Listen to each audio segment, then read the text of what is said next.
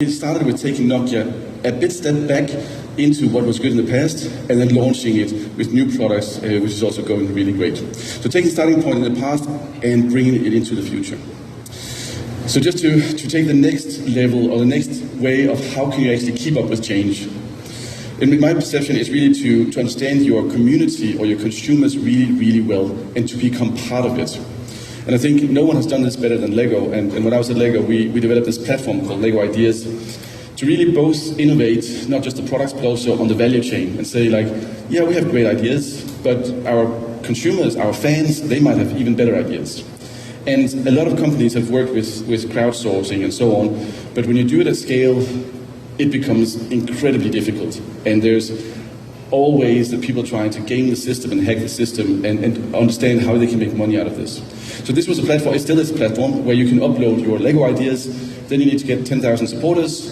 If you get 10,000, then you might be elected as one of the 4 products that Lego do as a real product every year. When you support the product, you also need to say, not just like it on Facebook or whatever you might want to like it, you need to say how much you want to, what should be the purchase price, what should be like, where should it be, which channels, and so on and so on. So while we were doing this, we were also gathering tons of data from our like main consumers and our hardcore consumers. So when we launched a product, and like this is fan material. This is not done by the company. This is done by the fans.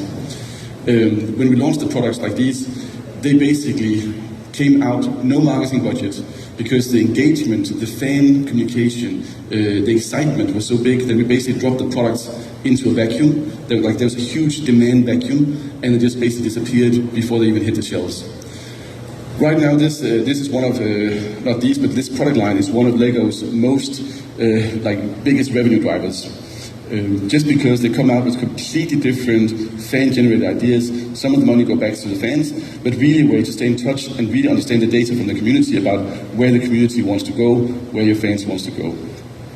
Another example here is from Tokyo, where for the Olympics was at Tokyo, where we launched skateboarding for the first time as Olympic sport.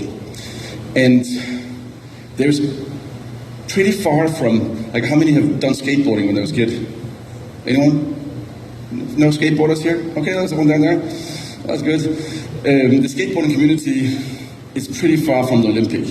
Like horseback riding at the Olympics, athletics is very far from skateboarding. Skateboarding is a culture, it's a lifestyle, less a competition. And if you see skateboarding competitions, they don't diss each other. It's like they hug each other if they fall down. They celebrate each other a different way.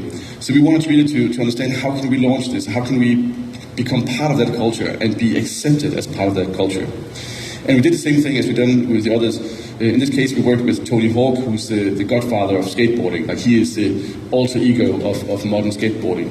Again, like using his words, writing a whole campaign, writing a script with him, understanding his point of view on skateboarding, what skateboarding really means, and then coming up with this piece. On the music side, we were looking a lot and really had a hard time finding a right, like, West Coast vibe that we wanted it.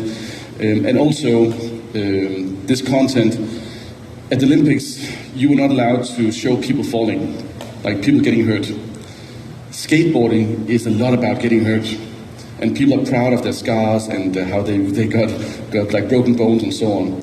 So I had to push really hard, because I think we have 54 drops and people getting hurt on skateboard in this one.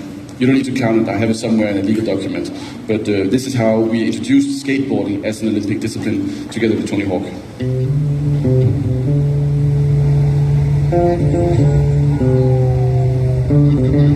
It all starts with a push. A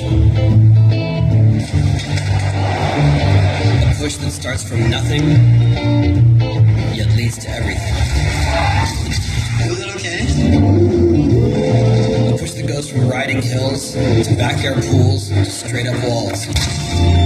Pushing through skinned knees and broken bones.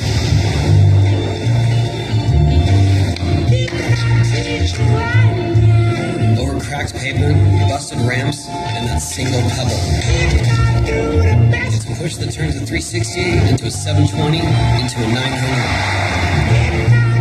We used to see ourselves as a family of misfits, but now the world will call us Olympians. hands. Just to be a